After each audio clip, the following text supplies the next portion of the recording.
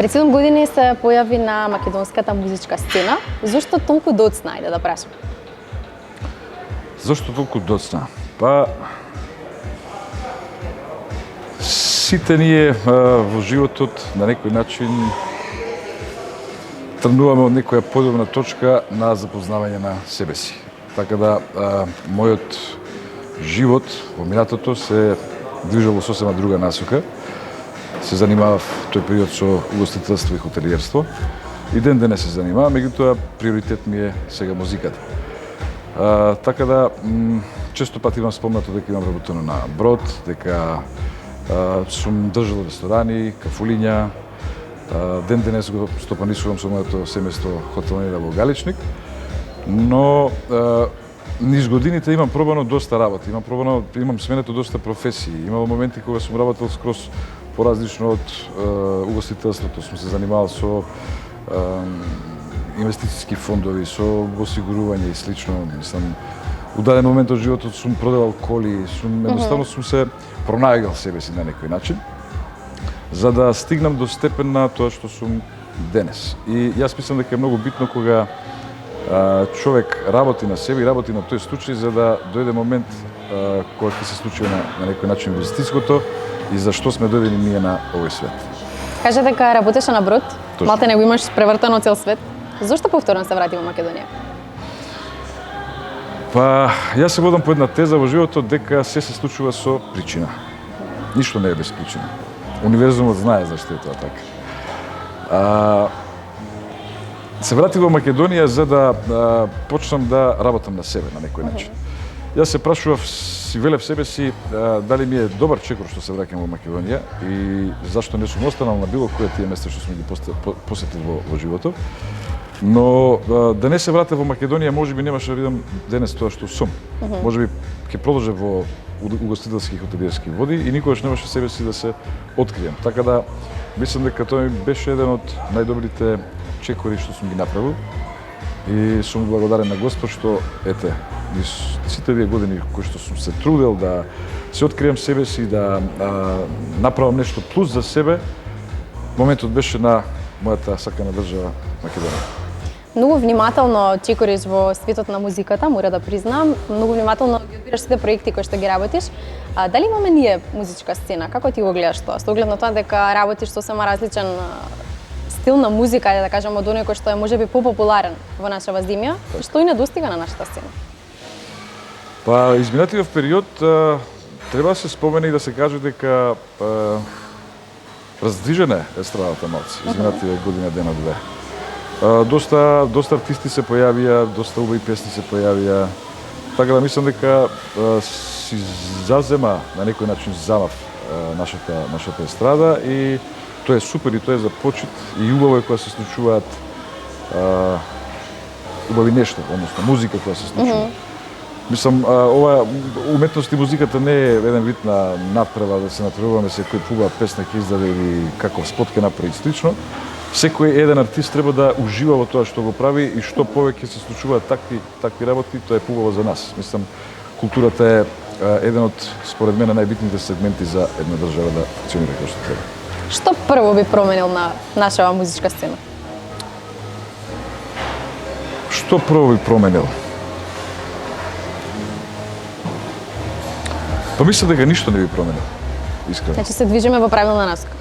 Па секој прави нешто што мисли дека е најдобро во тоа што го прави. И тоа така и треба да остане. Секој има свој правец завземено, секој има свој начин на искажување на чувства, на емоции, нели? Така да секој има свој стил на правење и креирање на музика, така да мислам дека во добар правец сме на некој начин. Што би им кажал на оние кои што велат дека немаме пак музичка естрада, македонска естрада, односно и дека ништо не се случува од после Тоше кај нас? Па ние имаме навистина музика која што во минатото се правела и се креирала и била во светски рамки. И таа музика постепено нели почнува да изумира, меѓутоа сега на некој начин се враќа се назад. И кога ќе го слушнеме, например, Драган Геконовски Шпато, каква музика креирал своевремено човекот, мислам, тоа е генијално кога се случи. Мислам, тоа било во ранг на Френк Синатра и на Квинси Джонс, кој ги правил сите тие аранжмани и цела таа музика која се создавала.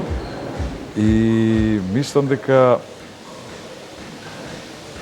денешната музика која што сега се креира, ние имаме стварно фантастични артисти кои што се за почит, кои што креираат и ствараат своја музика. И продуценти и текстописци. И продуценти и текстописци, апсолутно да. И мислам дека како што кажав, лека по лека се размрдува цела естрада и тоа е супер. Тоа е одлично и мислам дека така треба да се продолжи. Со кого дружиш од естрадата? Со кого дружам од естрадата? Па малтене со секој еден се почитувам. Тоа е најважно, дефинитивно. Да, апсолутно. Мислам, јас сум таков човек. Јас креирам пријателства, создавам пријателства и настојувам да ги негувам тие пријателства. Оние кои што можам да ги издвојам од нашата естрада се Александар Тарабунов ми е многу добар пријател. Александар Истерски принц, исто така со него сме 20 години пријатели. Филип Пешевски е тука, он е помлад од мене, меѓутоа така е, да. Се сакаме, се почитуваме со него. Има уште многу, меѓутоа се не ми Најважно е што со сите се почитува. Точно, да, апсолутно, апсолутно. Така да има тука и глумци, има глумици, актери, нели, актерки. Многу е битно кога, не знам, одаваш почит на нештата кога се прават и кога они креираат своја уметност и кога креираат нешто што сака да остават свој печат и кога ќе го изреспектираш тој, кога ќе го испочитуваш, не може тоа човек да не е за, нели, да искаже благодарност на таа работа. Меѓутоа тоа не е намерно направено, нели, меѓутоа едноставно јас сум таков како што сум и настојувам секогаш да креирам пријателство. Последното музичко остварување кое што го носи специфичниот наслов, Универзумот си работи за нас. Универзумот си работи за нас. Да, ќе ни откриеш и зошто е тоа така. Она што привлече најголемо внимание во јавноста е можеби спотот со атрактивната Бојана Нишкова. Имате многу сензуални, некои интересни сцени кои што можеби најголем дел од музичарите немаат баш храброста така да го пренесат. Како се чувствуваше за време на снимањето на спотот? Беше ли тешко тоа воопшто да се оствари онака како што изгледа и на крајот? Па искрено не беше воопшто тешко.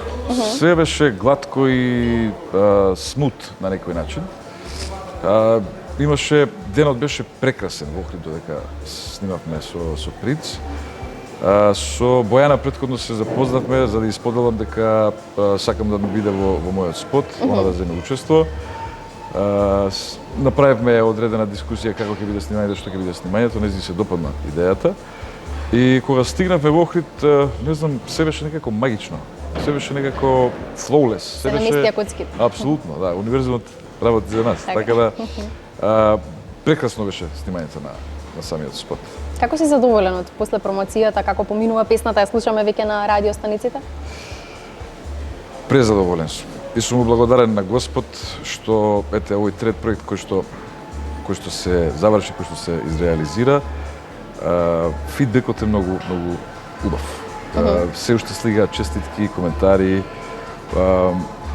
Многу ми е драго што на малце по инаков начин сум допрел до одредена маса на луѓе што ми пишуваат дека сум им го разувал денот, дека сум им дал порив и енергија за нештата они кои што сакале да ги направат, па ги прават, слушајќи ги, следејќи ги моите интервјуа, самиот спот. И мислам дека неминовно е колку прегледи ќе има на YouTube. Да, мислам дека тоа не е пресудно. Не е пресудно и мислам дека е успешно ова се што се случува и јас сум пресреќен и преблагодарен. Да, песната на вистина ние постојано во точка ја слушаме на една од радиостаниците на која што е хит број 1 и се врти на секој час, мислам дека веќе и сите ја научивме. Пред самиот крај би сакала да те прашам кој е Павле кога е сам со себе, далеку од очите на јавноста, каде што се представуваш со огромна самодоверба, постојано дотеран, среден пејач, нели се разбира, и специфичен и различен од сите кои што ги гледаме на нашата естрада. Па не би било лага ако кажам дека сум ист.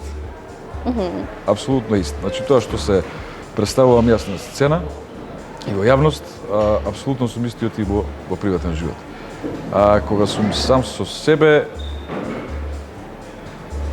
мислам дека кога проаѓаме низ одредени работи во текот на животот и кога сваќаме доста работи во животот, зашто се случуваат и како се случуваат, и кога ќе стигнеме до еден момент да уживаме сами со себе и да не биде доволно нашето присуство, онда мислам дека е одреден степен на зрелост, можеби ќе го кажам, но не би го занемарил фактот дека Павле на сцена и Павле во приватен живот е апсолутно исто. Истото е Павле кој што го гледаме по моментов. Ти благодарам многу за гостувањето во Точка ТВ. Благодарам од срце што ме поканете да бидам гостин во вашата емисија. Уживав и благодарам на прекрасниот разговор.